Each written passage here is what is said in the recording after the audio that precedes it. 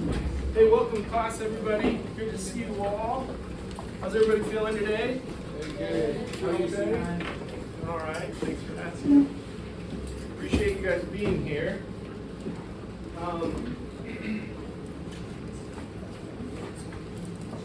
Let's go ahead and start out today by taking a look up here at our bell ringer. Okay, this one is a little bit different. I want you to go into your mind. I want you to imagine something.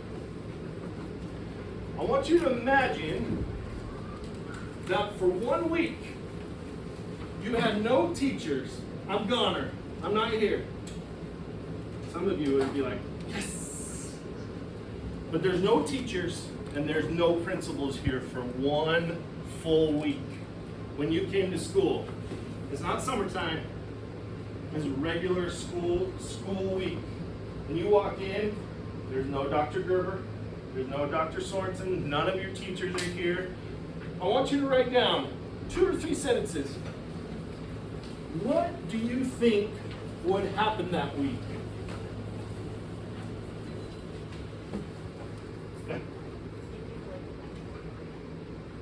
Oh, that's okay.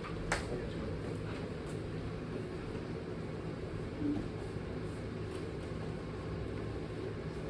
What do you think would happen that week?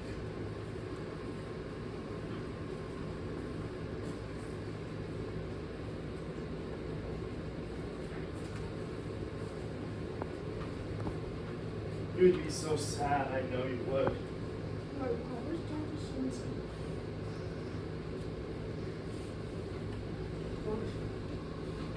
I'm chill with Dr. Sorensen this week.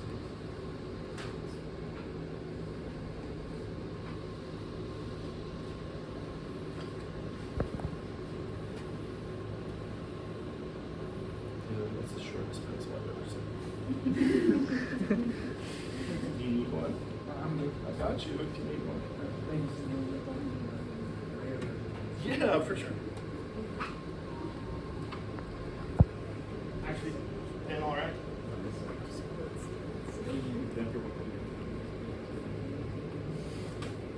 Okay. What I want you to do now, I want you to turn to your partner and I want you to discuss for just a few seconds. What do you think would happen? Do you think you have the same ideas? Ready, set, go.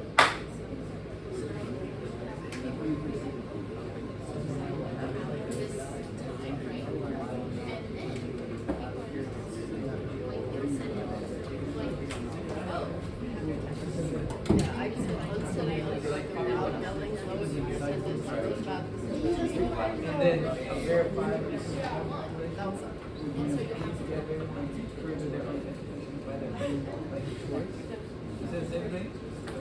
but then also I like what you said, like because I feel like the building is lost, so you can learn things. People would go to that house where Great. Come back to me in 3, 2, 1. Matthew, what do you got for us? I'm not here for a week.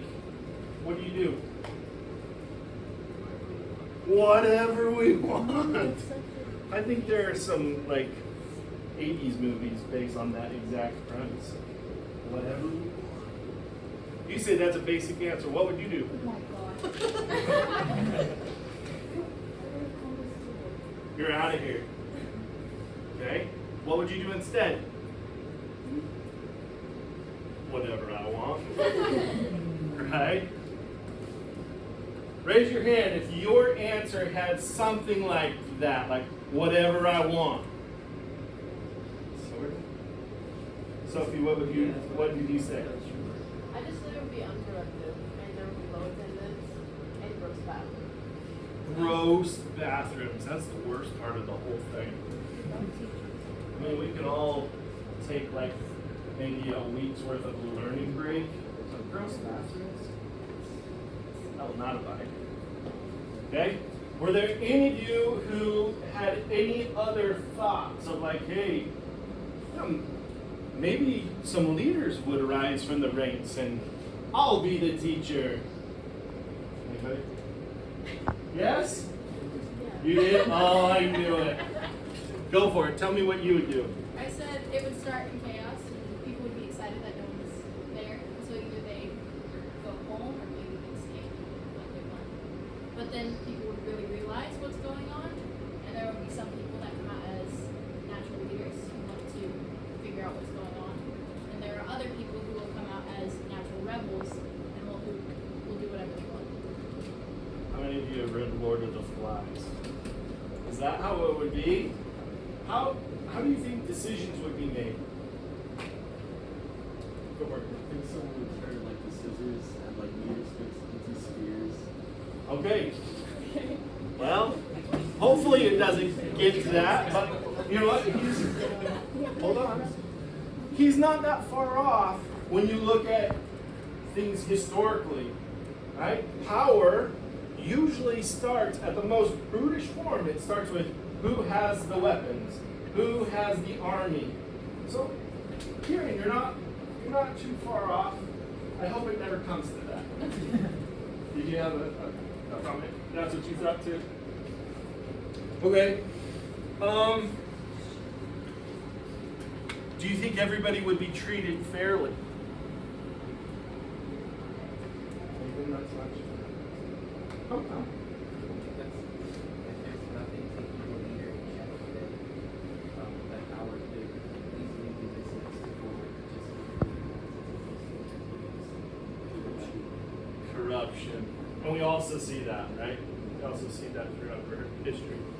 Guys, thank you so much for going through this little exercise. I want you to keep that in mind as I introduce to you two very important philosophers, two very important thinkers, not only to global history, but to the United States and our foundation. They are Thomas Hobbes and John Locke. They were Enlightenment thinkers. Tommy, what does it mean to be enlightened?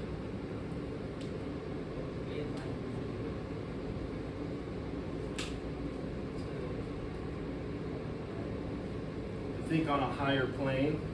A lot of times when I think of enlightenment, I think of like Buddha, right? It's kind of like a religious thing.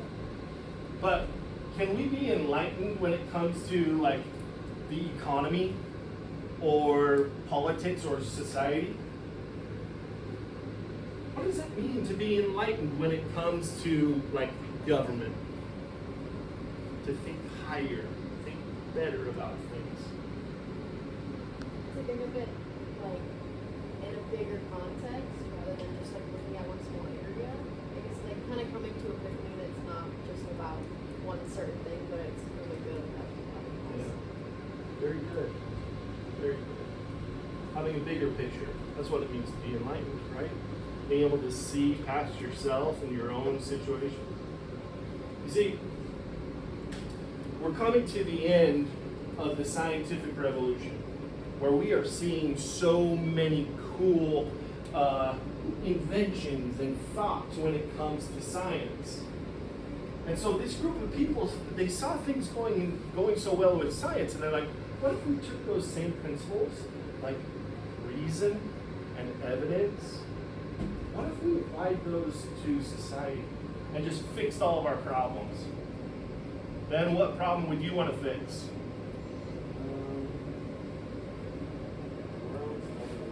World starvation, hunger. That's a great one. Do you think that if collectively we all reasoned together that we could solve that problem? Absolutely we could. Taylor, what would you solve?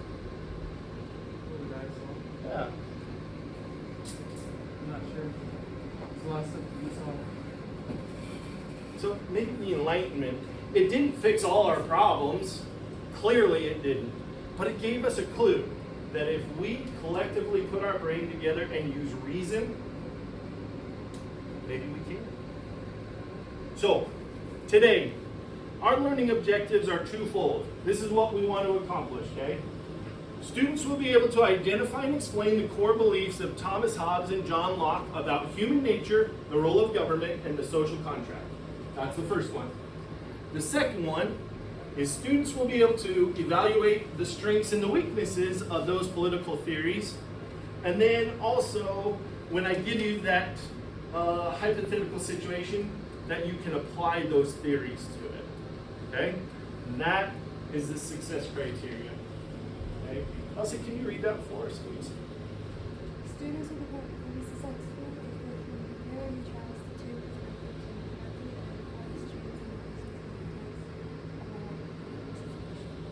and Very good. So, at the end of class today, if when you're walking out, if you're wondering whether or not you've been successful, all you have to do is go back to this statement, okay? I'm successful if I can compare and contrast the two perspectives and correctly identify the strengths and weaknesses of both to a hypothetical situation. Okay? Let's get into this.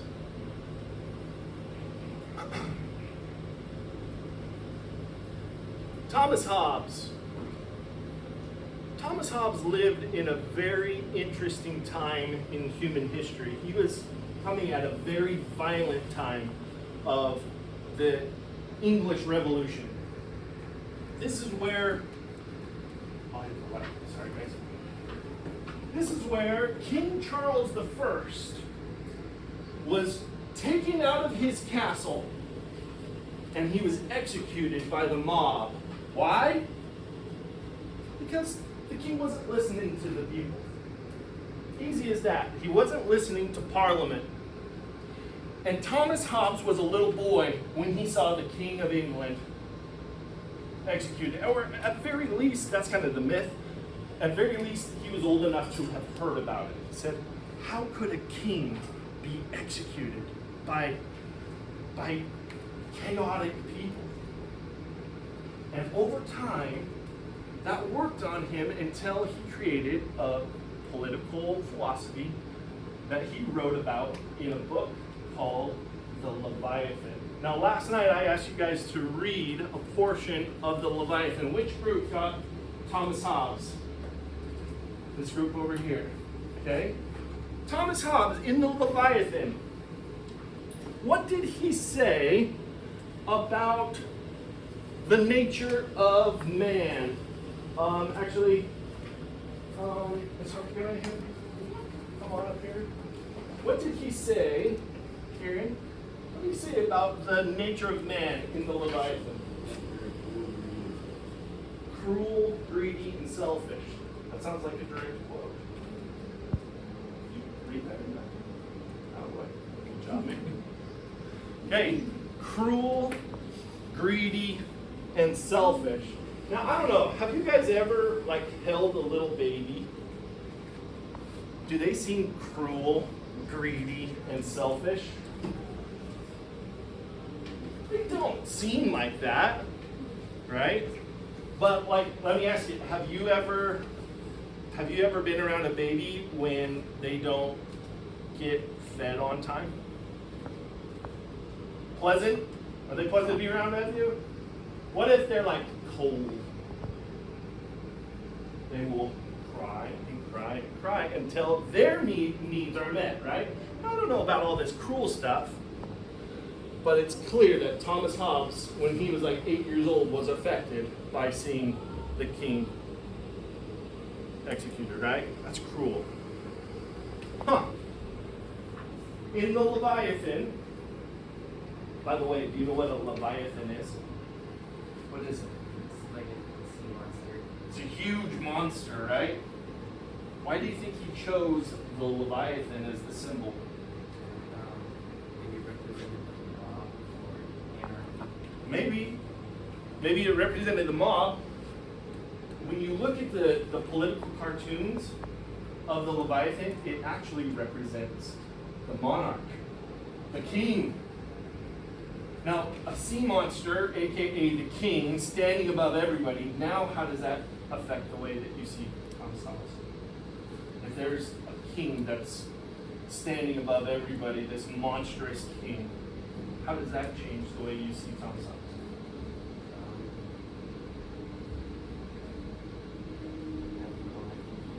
Make me believe that without something to rule over all of us, there's no society. That's absolutely right. Without an absolute ruler to keep us in check at all times. To the moment that we start acting up, he's going to slap our hand just a little bit. Chaos will reign. That's why he called it Leviathan. Can you put that on the roll of government? Hey, Lucas, what do we get with man's natural rights?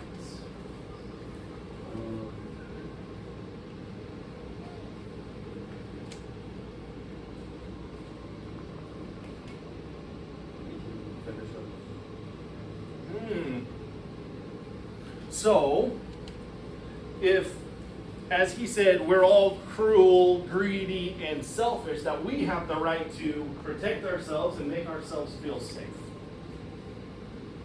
You think that's right? Is that what you read as well, Matthew? Okay. Does that sound pleasant, Kyle?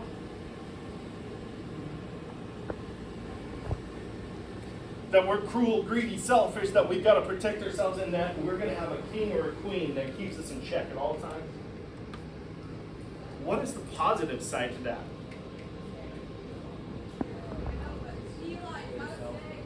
Say that again?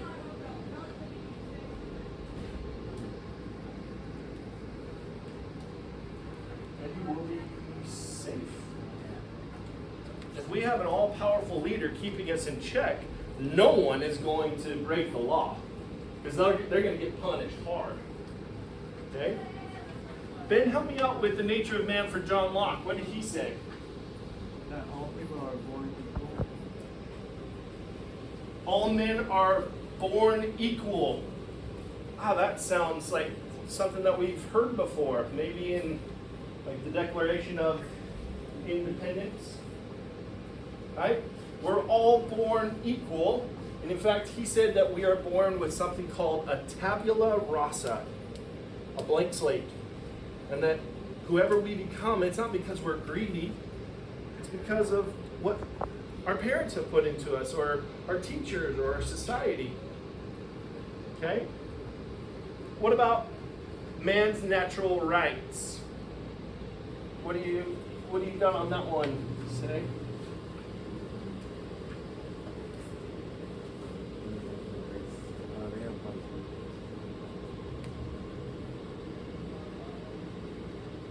Finish this for me. Life, liberty, the pursuit of happiness. Now he calls it the pursuit of property. Property. He equated property and happiness as one and the same. Now I hope that you guys don't grow up thinking that the more stuff you own, the happier you'll be. But that's kind of how that was interpreted back in the day. We have the right to life, liberty, property. And so, if that's the case, what is the role of government?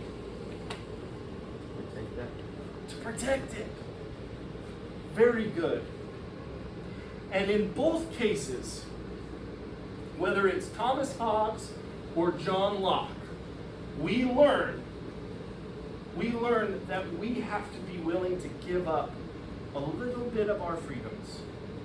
We got to be able to say, hey, you know what? We're not going to do everything that pops into our mind for the sake of everybody, so that we can all stay safe. Right? You know what that's called? The social contract. And each one of us, by virtue of us being in society, we have entered into that agreement. We're not going to do everything that pops into our head. It would be really nice if when I go past your house and I smell what your mom is cooking, I'm going to Taylor's house, and I just walk in, I start eating. Why don't I do that? It's a free country. Because it's not my house. It's not my property. And so I'm willing to give up a little for the protection of us all. That's the social contract. And it's not something that we sign, but it's something that we all are a part of. Okay? Okay. I need everybody to stand up for a second. I have gathered some very important quotes from world leaders throughout history. And I want you to tell me if they are on Team Locke or Team Hobbes. And if they're on Team Locke, I want you to go stand over there. Vote with your feet. If they're on Team Hobbes, over there. King Louis XIV. I am the state. Who's speaking French? How do you say that? Say it for me.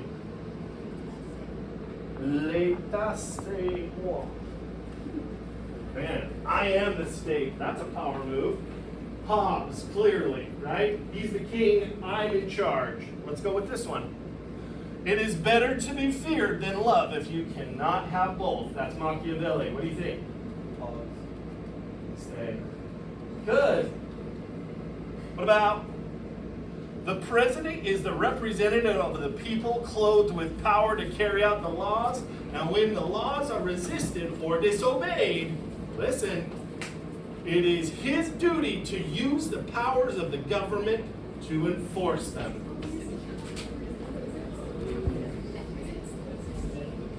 Ooh, this is a toughie.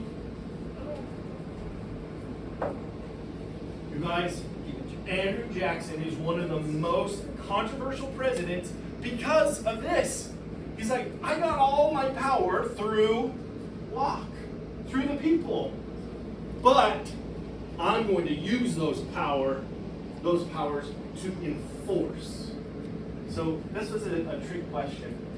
It could be a little bit of both. All right, let's keep going. Freedom is never voluntarily given by the oppressor. It must be demanded by the oppressed. Martin Luther King Jr. Ready, go.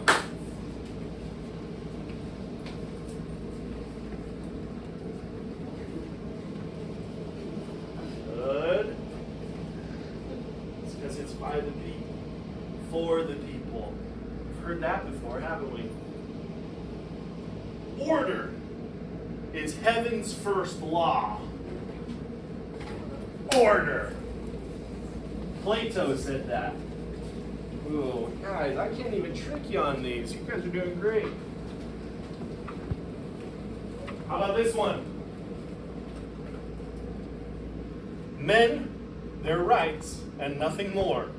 Women, their rights and nothing less. Susan B. Anthony.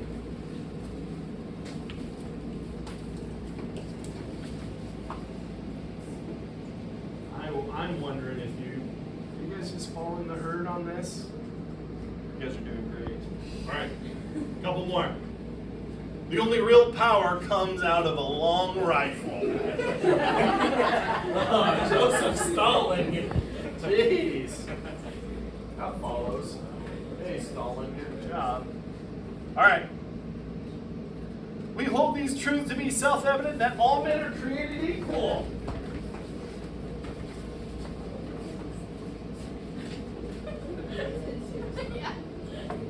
Good job. Government of the people, by the people, for the people shall not perish from the earth. Now, this is also an important one because we love Abraham Lincoln, right? And yet, during the Civil War, did you guys know that he suspended the writ of habeas corpus? The idea that if you started talking poorly about the war effort, he could just put you in prison and you could just stay there for a while. So, guys, we have learned that when it comes to leadership, there are people that kind of flirt on the line of both, right? For the people, by the people, yes, that's true. In times of trouble, if you mess, you might get your rights of habeas corpus suspended, and we might just put you in jail for a little bit because we need to keep order. Anyway, Abraham Lincoln, good job. All right, good job, guys. Let's go ahead and take a seat. I'm about to give you your imaginary hypothetical scenario. This would be A nightmare, I'm sure. You guys ready? Go ahead and take out your exit ticket. On your exit ticket, that will not be happening. On your exit ticket, take a look.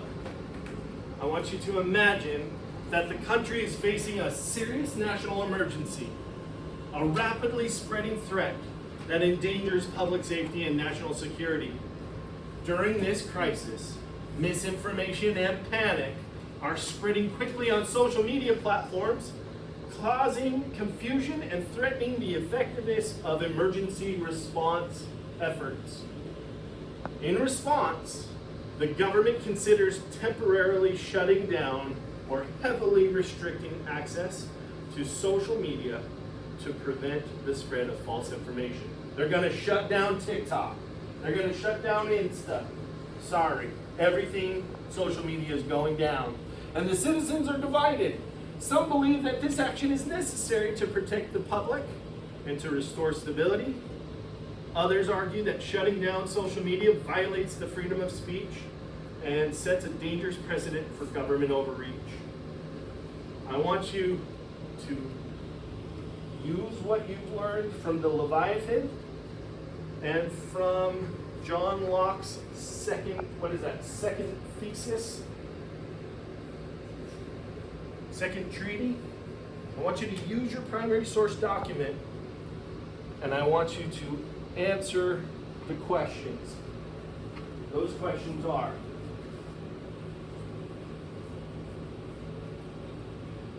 how would Thomas Hobbes react? What would he think about this scenario? What would John Locke? And what do you think is the best course of action? Are you Hobbes or are you Locke? And as you're doing this, I want you to remember the success criteria. Students will be successful if they can compare and contrast the two perspectives and correctly identify the strengths and weaknesses in the context of a hypothetical situation. When you finish, go ahead and put it in this basket for me. And you are